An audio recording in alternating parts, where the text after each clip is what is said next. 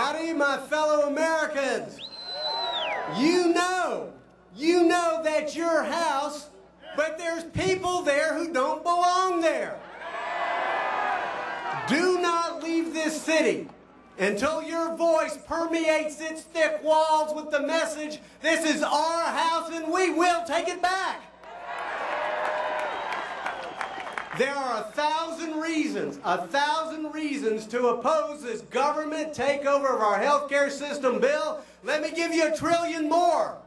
It's cost. I've got a message. Mr. President, Speaker Pelosi, you do not improve a nation's health by bankrupting its children. A Republican bill will lower your premiums, lower the deficit, and most importantly, it will honor and respect your freedom. God bless you.